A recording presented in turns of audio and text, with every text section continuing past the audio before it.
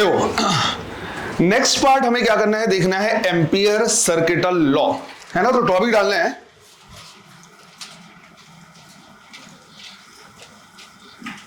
Ampere circuital law, short form में हम इसे एसीएल कहेंगे।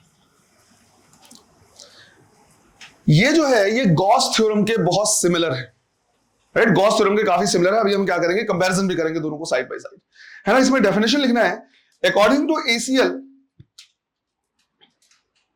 according to ACL,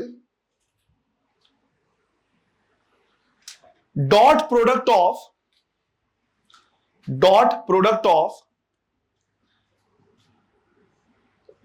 B dot DL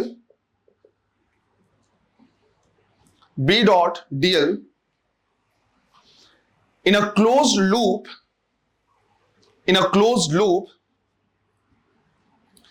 is equal to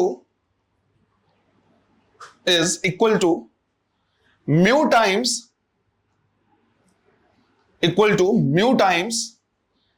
the total current enclosed, mu times the total current enclosed। तो formula हमारे पास simple, B dot DL का जो dot product है over a close loop, जहां पे भी इस तरह का सिंबल रहेगा मतलब एक क्लोज सरफेस या क्लोज लूप है, is equal to mu times the total current enclosed. अगर तुम इसको कंपेयर करो किससे, गॉस थ्योरम से, तो एक तरफ हम ले रहे हैं गॉस थ्योरम और एक तरफ ले रहे हैं क्या, ampere circuital law. Gauss theorem हमने क्या किया था, पढ़ा था कि जो टोटल फ्लक्स होता है वो 1/एप्सिलॉन टाइम्स होता है टोटल चार्ज इनक्लोज्ड के। तो यहां पे जब हम क्या ले रहे हैं, चार्ज ले रहे हैं, तो उसकी जगह पे यहां पे ले रहे हैं क्या, करंट।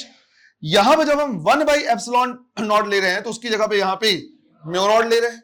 यहां पे हमने फॉर्मूला लिखा था टोटल फ्लक्स, और फ्लक्स को क्या लिखा जाता है, E डॉट DA, है ना। इसको भी क्लोज सरफेस में लेते थे तो E डॉट DA जो है वो 1/एप्सिलॉन टाइम्स था टोटल चार्ज इनक्लोज के। यहां पे इलेक्ट्रिक फील्ड की जगह पे क्या है, मैग्नेटिक फील्ड है, DA की जगह पे हम क्या लेते हैं, DL लेते हैं, और ये म्यू टाइम्स होता है टोटल करंट इनक्लोज के। तो क्लोज सरफेस में टोटल फ्लक्स मतलब E डॉट DA 1/एप्सिलॉन टाइम्स चार्ज इनक्लोज था।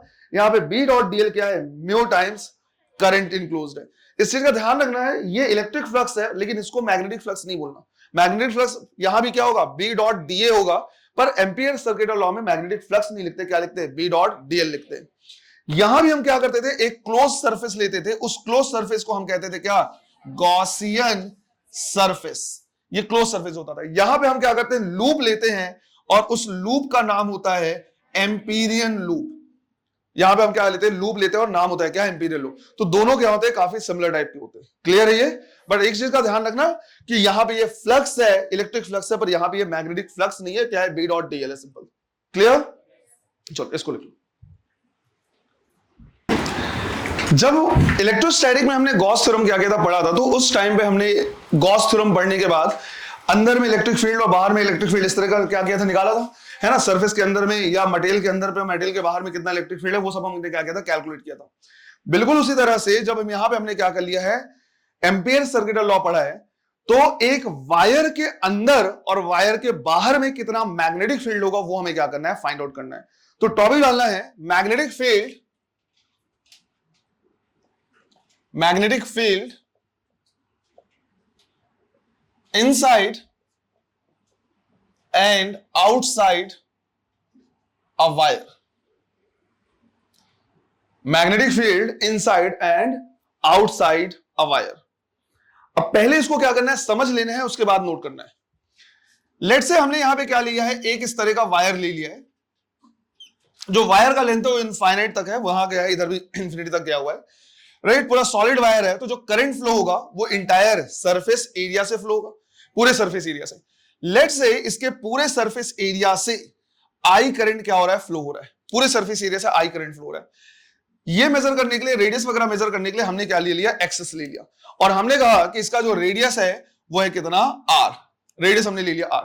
अब इसमें हम क्या करें, टोटल 3 पॉइंट्स ले रहे हैं, 3 पॉइंट्स ले रहे हैं, पहला इनसाइड, दूसरा सरफेस पे और तीसरा बाहर पे। तो यहां पे हमने एक पॉइंट ले लिया, दूसरा पॉइंट यहां लिया है, तीसरा पॉइंट यहां लिया हुआ है, और तीनों पॉइंट पे हमें क्या करना है, मैग्नेटिक फील्ड निकालना है।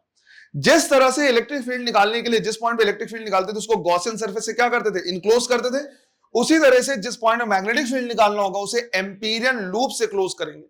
तो इसको हमने क्या कर दिया, एक एम्पीरियन लूप से क्लोज कर दिया है, इसे भी हमने एम्पीरियन लूप से क्लोज किया है, और इसे भी हमने क्या कर दिया, इस तरह से एम्पीरियन लूप से क्लोज कर दिया। हमने मान लिया कि भाई ये पॉइंट है ए, ये बी है और ये सी है, ये रेडियस हमने मान लिया स्मॉल आर, ये तो हो गया कितना, कैपिटल आर, इसको भी हमने मान लिया क्या है, स्मॉल आर। तो ये इनसाइड वाला पॉइंट है, ये आउटसाइड है, और ये कहां पे है, सरफेस पे। तीनों ही पॉइंट में मुझे क्या करना है, मैग्नेटिक फील्ड देखना है। तो सबसे पहले हम क्या कर रहे हैं, देख रहे हैं मैग्नेटिक फील्ड इनसाइड, या फिर हम यहां पे लिख रहे हैं एट पॉइंट ए। तो जो पॉइंट ए है वो कौन सा पॉइंट है, वायर के इनसाइड वाला पॉइंट है। अब अगर मुझे यहां पे क्या करना है, मैग्नेटिक फील्ड लिखना है, तो एम्पियर सर्किटल लॉ कह रहा है B dot DL is equal to mu times total current enclose inside the Amperian loop. अब पूरा आई करंट इतने पूरे सरफेस एरिया से जा रहा है, तो ऑब्वियस बात है इतने सरफेस एरिया से आई नहीं जा रहा होगा, कुछ और जा रहा होगा। तो हमने कंसीडर कर लिया लेट से कितना, आई डैश। अब मुझे क्या करना है, आई डैश निकालना है, तो सिंपल यूनिटरी मेथड से हम निकाल सकते हैं कि भाई टोटल सरफेस एरिया जो है वो कितना है, पाई आर स्क्वायर, से कितना करंट जा रहा है, आई। तो इसका सरफेस एरिया कितना है, पाई स्मॉल आर स्क्वायर, तो इससे करंट जाएगा I divide by pi R square into small pi R square. ये टर्म कैंसिल हो जाएगा और हमें मिलेगा, राइट, यहां पे मिल जाएगा I dash is equal to कितना, I by capital R square into small are square. तो I divide by capital R square into small are square, इसको उठा के यहां रख देंगे। तो हम यहां पे लिखेंगे B dot DL is equal to mu naught I by R square, I by R square into small are square. अब मुझे अगर मैग्नेटिक फील्ड निकालना है तो बी बाहर आ जाएगा, डीएल का इंटीग्रेशन, राइट, इस पूरे लूप का जो लेंथ होगा वो आ जाएगा, और ये आएगा कितना, 2 pi small R is equal to mu naught I divide by R square into small are square. इससे ये टर्म क्या हो जाएगा, कैंसिल, और मैग्नेटिक फील्ड हमें मिलेगा mu naught I divide by 2 pi R square into small R. ये formula हमारे लिए आ रहा है क्या, इनसाइड। तो मैग्नेटिक फील्ड आ रहा है इनसाइड कितना, mu naught I divide by 2 pi R square divide by 2 pi R square into small R. यहां पे अगर मैं कंक्लूजन निकालूं तो मैं कह सकता हूं कि अंदर में जो मैग्नेटिक फील्ड है वो डायरेक्टली प्रोपोर्शनल है किसके, स्मॉल आर के, क्योंकि टोटल रेडियस में कोई चेंज नहीं आना, करंट में कोई चेंज नहीं आना, तुम एक्सिस से कितने डिस्टेंस पे जा रहे हो वो हम क्या कर सकते हैं, चेंज कर सकते हैं। तो डायरेक्टली प्रोपोर्शनल है किसके, स्मॉल आर के। ये पॉइंट ध्यान रखना, क्योंकि अभी हमें क्या करना है, ग्राफ भी बनाना है। फिर इसी तरह से हम देख सकते हैं कहां पे, एट सरफेस पे। अगर हम यहां पे क्या करें, देखें एट सरफेस, तो चाहो तो तुम क्या कर सकते हो, जैसे इसको निकाला वैसे इसको भी निकाल सकते हो, इंटीग्रेट कर सकते हो, या फिर सिंपल स्मॉल आर की जगह पे क्या पुट कर दो, कैपिटल आर, तो भी आ जाएगा, है ना। तुम चाहो तो ऐसे सॉल्व कर सकते हो, बस आई डैश नहीं लिखना पड़ेगा, इसमें से पूरा का पूरा आई करंट फ्लो होगा तो आई लिख सकते हो। तो चाहो तो ऐसे सॉल्व कर सकते हो, या फिर स्मॉल आर की जगह पे क्या पुट कर दो, कैपिटल आर। लेट्स से मैंने स्मॉल आर की जगह पे कैपिटल आर पुट कर दिया, तो यहां पे हम लिखेंगे mu naught I divide by 2 pi R square into R. इससे ये कैंसिल हो गया और मैग्नेटिक फील्ड हमें मिला कितना, mu naught I divide by 2 pi R. और ये वैल्यू क्या रहेगी, कांस्टेंट, क्योंकि रेडियस क्या है, कांस्टेंट है, तो ये जो वैल्यू है वो कांस्टेंट है। फिर हम निकाल रहे हैं कहां पे, आउटसाइड। तो हम निकाल रहे हैं अब magnetic field at point C, और ये पॉइंट कैसा है, आउटसाइड है। अगर हम बाहर पे क्या करें, मैग्नेटिक फील्ड निकालेंगे, तो वापस से हमें वैसे ही सॉल्व करना है। हम यहां पे लिखेंगे B dot DL is equal to mu naught. अब जितने भी ये सब एम्पीरियल लूप लेंगे, इसमें पूरा करंट आई क्या हो जाएगा, इनक्लोज हो जाएगा। तो हम सीधा यहां पे लिख सकते हैं क्या, आई। यहां पे हम लिखेंगे बी डीएल का integration 2 pi R is equal to mu naught I. तो मैग्नेटिक फील्ड जो आउटसाइड आएगा वो आ जाएगा कितना, mu naught I divide by 2 pi R. और ये फॉर्मूला हमने पहले भी देखा था, एक इनफाइनाइट लेंथ के लिए जब हमने क्या किया था, निकाला था डी डिस्टेंस पे, तो आ रहा था mu naught I by 2 pi D. यहाँ पे सेंटर से डी नहीं बल्कि आर डिस्टेंस ले रहे हैं, तो 2 पाई आर आ गया। मैंने कहा भी था कि एम्पियर सर्किट लॉ में इसका प्रूफ आ जाएगा, इनफाइनाइट वायर के लिए यही होता है। और यहां पे कंक्लूजन हमारे पास आ रहा है कि भाई आउटसाइड जो है वो क्या है, inversely proportional to R, small are.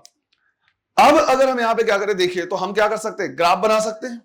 अगर मान लो मैंने क्या किया, ग्राफ बनाया, और ग्राफ हम ले रहे हैं graph between B and R, मतलब मैग्नेटिक फील्ड और आर का मतलब क्या है, सेंटर या एक्सिस से जो डिस्टेंस हम ले रहे हैं, तो एक्सिस से डिस्टेंस। तो यहां पे हम क्या कर रहे हैं, ग्राफ ले रहे हैं, एक तरफ लिया है स्मॉल आर और एक तरफ लिया है क्या, मैग्नेटिक फील्ड। सेंटर से चलते चलते एक पॉइंट ऐसा आएगा जहां पे आर किसके बराबर हो जाएगा, कैपिटल आर के बराबर, है ना। तो ये सरफेस हो गया, ये इनर पॉइंट हो गया, ये आउटर पॉइंट। इन साइड में डायरेक्टली प्रोपोर्शनल आर के, ग्राफ कैसा, स्ट्रेट लाइन। आउटसाइड में इनवर्सली प्रोपोर्शनल आर के, ग्राफ कैसा, हाइपरबोला। ग्राफ कैसा, हाइपरबोला। तो अंदर में मिलेगा स्ट्रेट लाइन और बाहर में मिलेगा कैसा, हाइपरबोला। इस तरह का ग्राफ मिलेगा। तो ये हो जाएगा B inside directly proportional to R और B outside inversely proportional to R. कुछ याद आ रहा है सिमिलरिटी?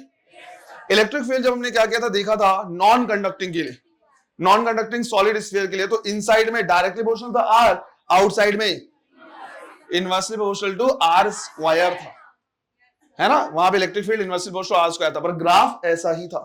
क्लियर है ये? तो बिल्कुल क्या है, सिमिलर है। ध्यान रखना बस एक डिफरेंस है, electric field inversely proportional R square था, मैग्नेटिक फील्ड इनवर्सली प्रोपोर्शनल है are.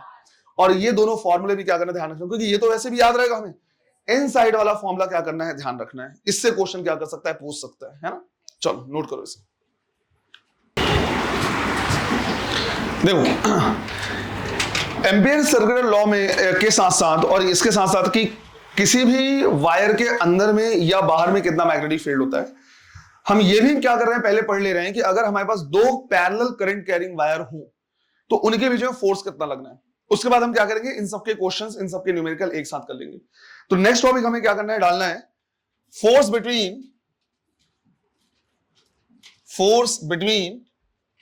To parallel current carrying conductor.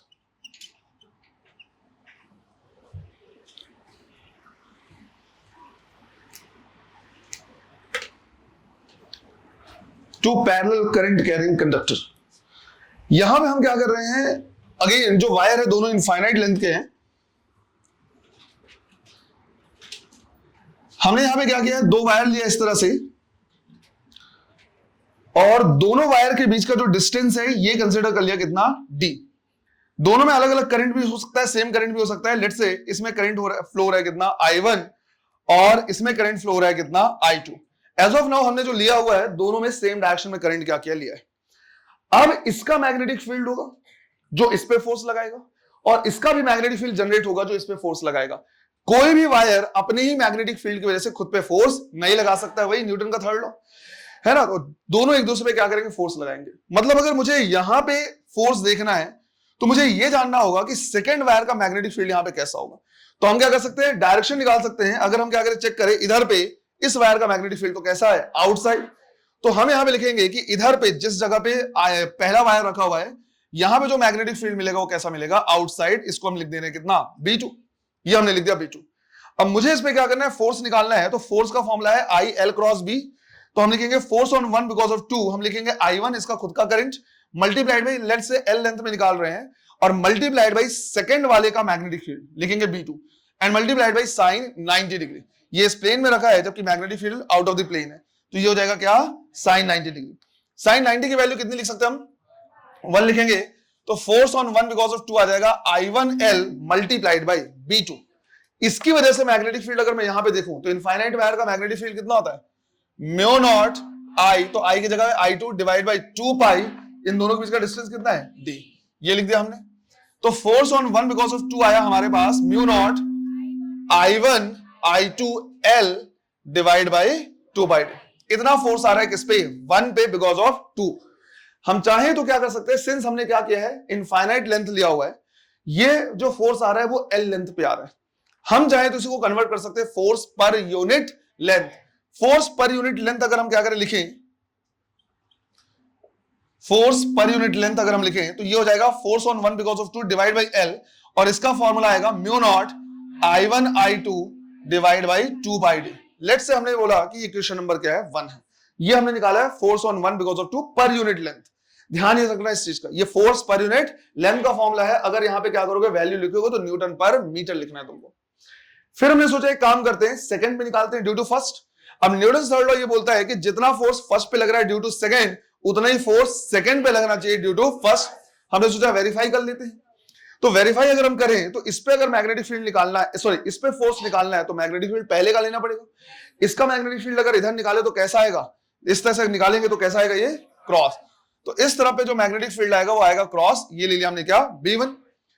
अब हम यहां पे लिख रहे हैं फोर्स ऑन 2 बिकॉज ऑफ 1, तो करंट इसका खुद का लेंगे तो लिखेंगे I2 मल्टीप्लाइड बाई लेट से L लेंथ में ले रहे हैं और multiplied by B1 into again sine 90, again यहां पे साइन 90 लेना पड़ेगा। यहां से हम लिखेंगे force on 2 because of 1 is equal to I2L और B1 की वैल्यू कितनी लिखेंगे, mu naught I1 divide by distance कितना है 2 पाई डी। तो ये आ जा रहा है force on 2 because of 1 is equal to mu naught I1 I2L divide by 2 pi D. ये यहां पे क्या कर रहा है, न्यूटन का थर्ड लॉ भी फॉलो कर रहा है कि फोर्स ऑन 1 बिकॉज ऑफ 2 और फोर्स ऑन 2 बिकॉज ऑफ 1 दोनों क्या आ रहे हैं, सेम आ रहे हैं। यहां पे भी अगर हम क्या करें, फोर्स पर यूनिट लेंथ लिखें तो सेम फॉर्मूला हमारे पास आएगा, mu naught I1 I2 divide by 2 by D. Equation number 2, since दोनों क्या है, सेम है, हमने फॉर्मूला क्या कर लिया, बना लिया कि भाई force per unit length is equal to mu naught I1 I2 divide by 2 by D. ये फॉर्मूला हमें क्या करना है, ध्यान रखना है, बट इसके साथ साथ बिल्कुल केयरफुल रहना है कि जो फॉर्मूला तुमने याद किया है mu naught I1 I2 divide by 2 pi D, ये फोर्स पर यूनिट लेंथ है। कल को अगर बोलेगा कि इसके 3 सेंटीमीटर पे निकालो तो 3 सेंटीमीटर से क्या करना है, मल्टीप्लाई कर देना, हाफ सेंटीमीटर तो हाफ सेंटीमीटर से मल्टीप्लाई करना। अब मुझे यह भी जानना है कि दोनों में जो फोर्स लग रहा है वो लग कैसे रहा है, मतलब मुझे फोर्स का डायरेक्शन भी निकालना है। अभी तक हमने क्या निकाला है, मैग्नीट्यूड। तो इस पे अगर मैं फोर्स का डायरेक्शन निकालू तो I L क्रॉस B से निकाला जा सकता है। I ऊपर की तरफ है, B इधर है, तो L क्रॉस B करने से इस पे जो फोर्स आ रहा है वो आ रहा है इस साइड पे, ये है फोर्स ऑन 1 बिकॉज ऑफ 2। इस पे अगर निकाला जाए तो ये हो जाएगा I या L क्रॉस B, किधर आ रहा है, लेफ्ट हैंड साइड, तो ये हो जाएगा फोर्स ऑन 2 बिकॉज ऑफ 1। ये दोनों फोर्स कैसे नेचर के हैं, अट्रैक्टिव नेचर के। तो जब हम इसको क्या करेंगे, लिखेंगे, तो इसके नीचे पहला नोट हमको यही लिखना है कि अगर सेम डायरेक्शन में है तो फोर्स कैसा आता है, अट्रैक्टिव। इसका मतलब हुआ करंट का डायरेक्शन अगर अपोजिट हुआ तो यही फोर्स कैसा होगा, रिपल्सिव नेचर का होगा। दूसरा सबसे इंपॉर्टेंट पॉइंट यहां पे, 7 फंडामेंटल क्वांटिटीज हम क्या करते हैं, पढ़ते हैं।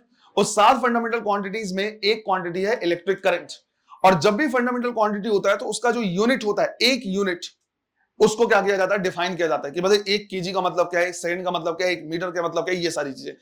अब most of the time 1 second का मतलब क्या है, 1 मीटर का मतलब क्या है, ये तुमसे नहीं पूछता। बाय द वे 1 मीटर का मतलब क्या है, लाइट 1/3 इंटू 10⁸ सेकंड में जितना भी डिस्टेंस ट्रेवल करता है उसी को 1 मीटर बोला जाता है, ऐसे डिफाइन करते हैं। बट 1 एम्पियर का डेफिनेशन हो सकता है वो तुमसे क्या करे, पूछ ले। तो सेकंड हमारा जो नोट रहेगा वो 1 एम्पियर का डेफिनेशन रहेगा, क्योंकि 1 एम्पियर को डिफाइन किया जाता है इस पॉइंट से।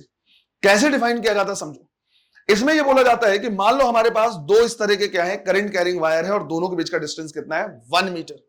तो दोनों के बीच का जो डिस्टेंस रख दिया कितना, 1 मीटर, और दोनों में बराबर बराबर करंट क्या कर रहे हैं, फ्लो करा रहे हैं। धीरे धीरे धीरे धीरे हम फ्लो, दोनों में करंट क्या कर रहे हैं, इंक्रीज करते जा रहे हैं। इंक्रीज करते करते करते करते हम कहेंगे कि इसमें 1 एम्पियर करंट फ्लो हो रहा है अगर पर यूनिट लेंथ पे लगने वाला फोर्स 2 इंटू 10⁻⁻7 न्यूटन के बराबर हो जाए। जब इतना फोर्स इनके बीच में लगने लगेगा तो हम बोलेंगे अब जो इन पे करंट फ्लो रहा है वो कितना हो रहा है, 1 ampere.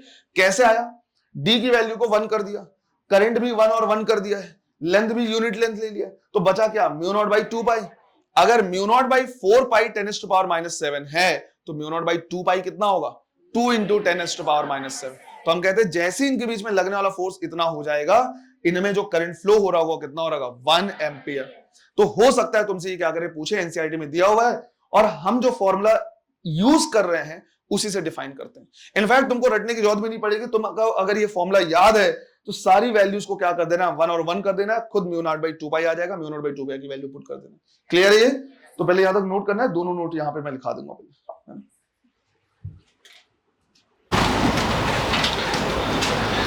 If the direction of current, if the direction of current in parallel wire is same, if the direction of current in the parallel wire is same, then the force will be attractive in nature. Then the force will be attractive in nature. और इसका दूसरा meaning सीधा सीधा यही है कि अगर opposite direction हुआ तो रिपल्सिव होगा। ठीक है, फिर नीचे में सेकंड नोट में लिखना है डेफिनेशन ऑफ 1 एम्पियर। सीधा ये लिखना है definition of 1 ampere.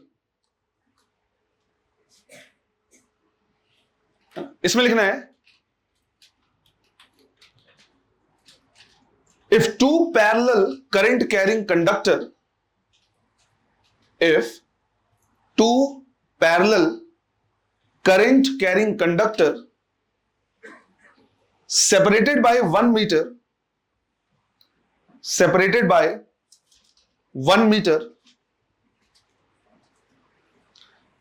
carries equal current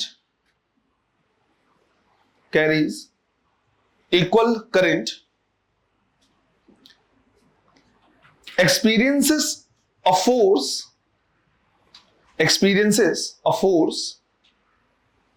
of 2 into 10 to the power minus 7 Newton 2 into 10 to the power minus 7 Newton per meter then the current is said to be 1 ampere. ये definition तुम क्या कर सकते हो, खुद से भी डिफाइन कर सकते हो, खुद से बना सकते हो अगर तुमको फॉर्मूला याद रहेगा तो। क्लियर है ये? चलो अब इसी पे हमें क्या करना है, कुछ न्यूमेरिकल्स भी देखने हैं।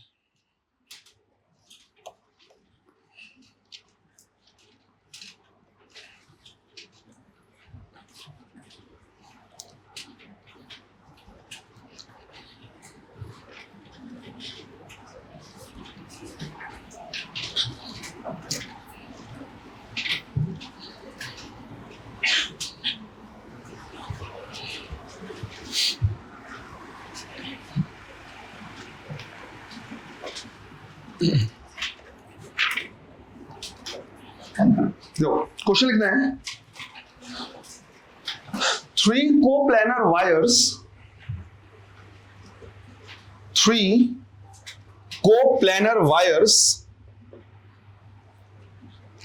each carrying a current of 10 ampere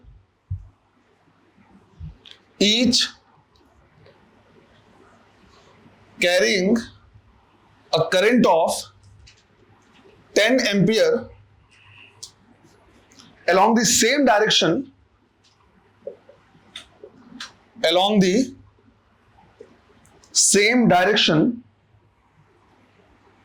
are placed with a separation of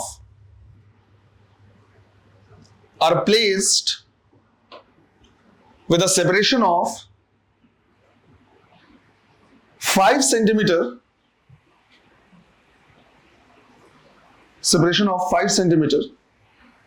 between the consecutive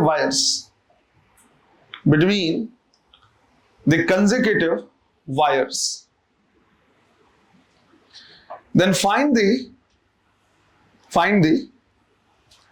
magnetic force per unit length. Find the magnetic force per unit length acting on each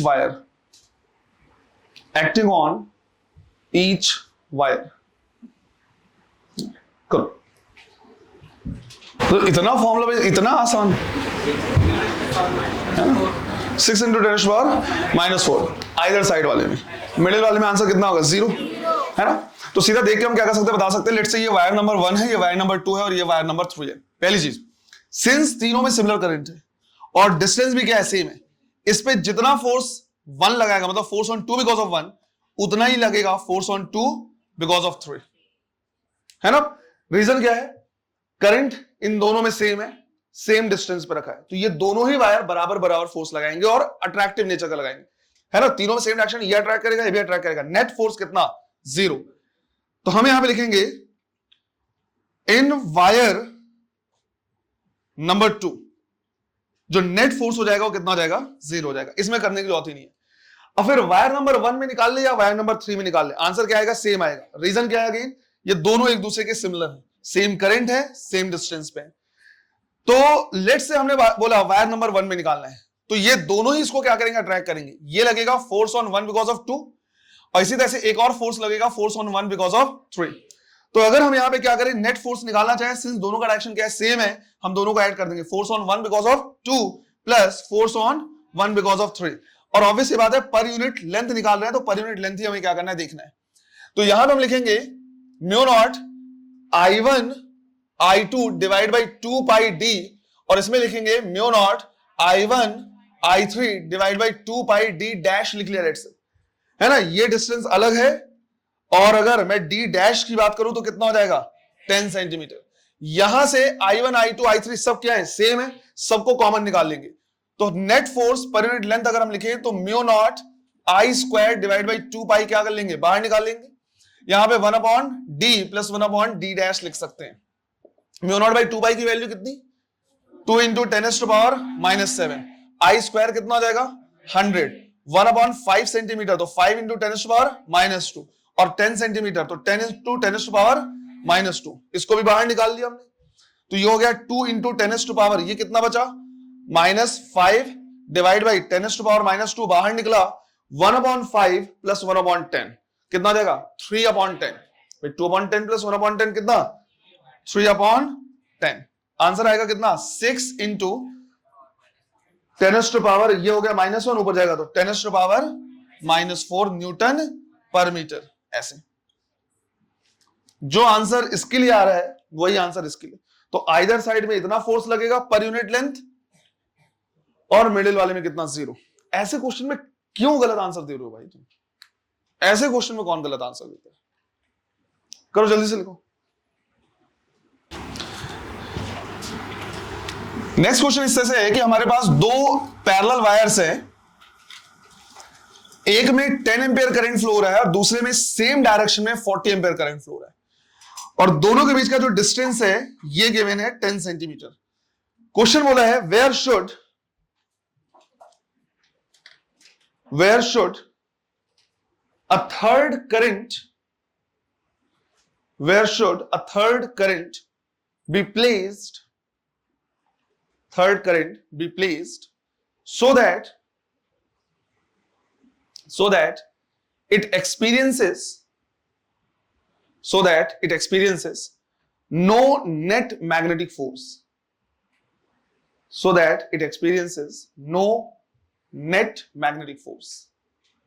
question clear है ना। तीसरे wire को मैं कहां पे put करूं, किस distance पे, कहीं भी ले सकता हूं, region 1, region 2, region 3, but condition ये है कि उसमें कोई नेट फोर्स नहीं लगना चाहिए। करो फ्रॉम लेफ्ट वाला, ठीक है। देखो 3 रीजन है, पहला, दूसरा, तीसरा। इनमें से तुम अगर यहां रखोगे, किसी भी तरीके से रखो, मान लो इसमें करंट ऊपर फ्लो हो रहा है तो ये दोनों ही अट्रैक्ट करेंगे, नेट फोर्स 0। नीचे फ्लो होगा तो दोनों ही रिपेल करेंगे, है ना, नेट फोर्स 0 नहीं होगा। बिल्कुल इसी तरह से रीजन 3 में भी सिर्फ और सिर्फ किस में रख सकते हैं उसे, रीजन 2 में, सेकंड वाले पार्ट में, इनके मिड में कहीं पे। तो लेट्स से हमने बोला कि इसमें आई करंट फ्लो हो रहा है ऊपर या नीचे, कैसे भी। अगर ऊपर फ्लो होगा तो दोनों ही इसको क्या करेंगे, अट्रैक्ट करेंगे, और नीचे फ्लो होगा तो दोनों ही क्या करेंगे, रिपेल करेंगे। बेसिकली दोनों ही फोर्स क्या रहेंगे, अपोजिट।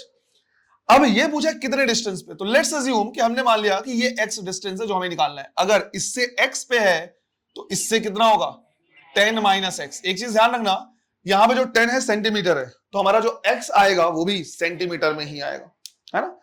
अब अगर मान लो सेम डायरेक्शन में लिखा है, हमने बोला ये वायर नंबर 1 है, ये 2 है, ये 3 है, तो इस पे ये अट्रैक्ट करेगा, इसे लिखेंगे फोर्स ऑन 2 बिकॉज ऑफ 1, और इधर अटैक करेगा, इसे लिखेंगे फोर्स ऑन 2 बिकॉज ऑफ 3।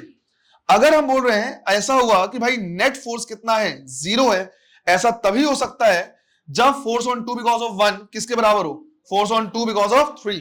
और हम चाहें तो उसको पर यूनिट लेंथ भी ले सकते हैं, यूनिट लेंथ की बात करेंगे तो आंसर आ जाएगा इधर से। इसके लिए लिखेंगे हम म्यू नॉट I1 I2, तो हम लिख रहे हैं सीधा I1 I2 divide by 2 pi d x।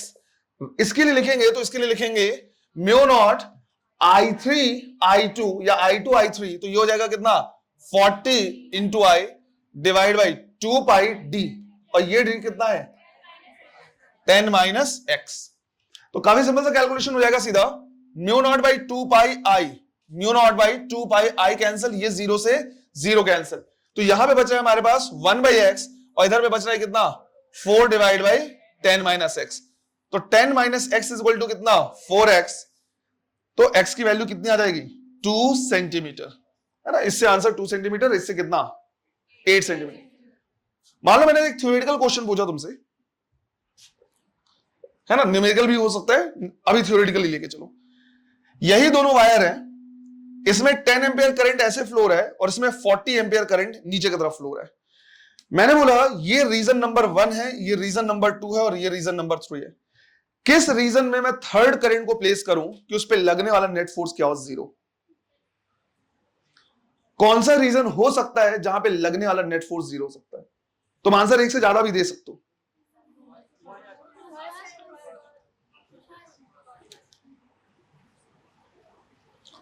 सिर्फ और सिर्फ फर्स्ट में, सिर्फ और सिर्फ किसमें? फर्स्ट में। अगर मान लो तुम फर्स्ट में ऐसे रखो, कैसे भी रखो कोई दिक्कत नहीं, ऐसे रखोगे तो ये इसको क्या करेगा? अट्रैक्ट करेगा और ये इसको क्या करेगा? रिपेल करेगा। सिंस इसका मैग्नीट्यूड कम है, इससे डिस्टेंस भी क्या होना चाहिए? कम होना चाहिए, ताकि फोर्स क्या कर पाए? ज्यादा लगा पाए। तो ये क्या करेगा? थोड़ा सा ज्यादा फोर्स लगा के अट्रैक्ट करेगा और ये उतने से क्या कर सकता है? रिपेल कर सकता है। नेट फोर्स 0 हो सकता है।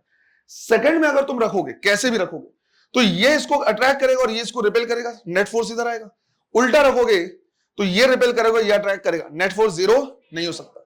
किसी के दिमाग में आ सकता है सर थर्ड में भी 0 हो सकता है, पर ऐसा नहीं होगा। अगर थर्ड में तुम देखो, एक तो इसका मैग्नीट्यूड ज्यादा है, ऊपर से डिस्टेंस कम है, ये फोर्स बहुत ज्यादा लगाएगा। इस फोर्स का अपोज 10 एम्पियर नहीं कर सकता। ऐसा क्वेश्चन इलेक्ट्रोस्टैटिक में आया था। एक जगह पे चार्ज 2q है, एक जगह पे 5q और बोला है किस रीजन पे नेट इलेक्ट्रिक फील्ड या नेट पोटेंशियल 0 हो सकता है, ऐसा करके क्वेश्चन पूछा है। तो इस चीज का ध्यान रखना है, सिर्फ और सिर्फ रीजन 1 है जहां पे मैं कोई वायर अगर रखूंगा तो नेट फोर्स कितना हो जाएगा? 0 हो जाएगा। क्लियर है ये? नेक्स्ट क्वेश्चन लिखना है, a long straight wire, a long straight wire। Question में अगर कहीं पे टर्म लिखा है लॉन्ग, इसका मतलब है इनफाइनाइट लेंथ, है ना? इनफाइनाइट लेंथ को इनफाइनाइट हमेशा नहीं लिखता, लॉन्ग लिखता है, तो वो क्या करना है? इनफाइनाइट लेके चलना है। A long straight wire is fixed horizontally, is fixed horizontally and carries a current of 50 ampere, carries a current of 50 ampere, full stop। a second wire having linear mass density 10 to power -4 kg per meter, 10 to power -4 kg per meter, is placed parallel and directly above this wire, at a separation of 5 millimeter, at a separation of 5 millimeter, full stop। what current should this second wire carry? What current should this second wire carry such that magnetic repulsion can balance its weight, such that magnetic repulsion can balance its weight। 5 ampere. Question ऐसे दिया हुआ है कि एक हमारे पास क्या है? Infinite length का वायर इस तरह से, और ये 50 एम्पियर करंट क्या कर रहा है? लेके जा रहा है। इसके ठीक ऊपर पे 5 मिलीमीटर के डिस्टेंस पे हमने क्या किया? एक और वायर रखा हुआ है। अब इस वायर में अगर हम अपोजिट डायरेक्शन में क्या करें? करंट फ्लो कराएंगे, तो इसमें एक रिपल्सिव फोर्स लगेगा, मैग्नेटिक फोर्स जो लगेगा, रिपल्सन लगेगा, और नीचे पे क्या लग रहा है? Gravitational force. अगर ऐसा हुआ कि मैग्नेटिक रिपल्शन इसके वेट को क्या कर पाया? बैलेंस कर पाया, तो ये इक्विलिब्रियम में आ जाएगा। तो इसके लिए लिखेंगे जितना मैग्नेटिक फोर्स नीचे लग रहा है उतना ही जितना मैग्नेटिक फोर्स ऊपर लग रहा है उतना ही ग्रेविटेशनल फोर्स नीचे लगेगा। मैग्नेटिक फोर्स को हम लिख सकते हैं μ0 I1 I2 L divide by 2 pi d, और इसको लिख सकते हैं क्या? mg। L को अगर हम इधर ले जाएं तो ये हो जाएगा μ0 I1 I2 divide by 2 pi d is equal to m by l into g। और ये जो लैम्डा दिया है बेसिकली ये और क्या है? m बाई l ही है, मास पर यूनिट लेंथ है। अब यहां से μ0 बाई 2 पाई की वैल्यू कितनी? 2 इंटू 10 टू पावर -7। I1 की वैल्यू गिवन है कितनी? 50। I2 हमें क्या करना है? निकालना है। डिस्टेंस है 5 मिलीमीटर, तो 5 इंटू 10⁻³ मास पर यूनिट लेंथ गिवन है 10⁻⁻4 मल्टीप्लाइड बाई ये हो गया कितना 10। सॉल्व करेंगे, सिंपल सा कैलकुलेशन है ना। यहां से I2 की वैल्यू कितनी आ रही है 0.5 एम्पीयर। इतना करंट अगर हम क्या करें फ्लो कराएं तो वो इसको क्या कर सकता है बैलेंस कर सकता है। क्लियर है ये? चलिए सोलेनॉइड, टोरॉइड और इस तरह के कई छोटे छोटे टॉपिक हैं वो हम क्या करेंगे देखेंगे कल नेक्स्ट वाली क्लास में। क्लियर है ये? चलो थैंक यू।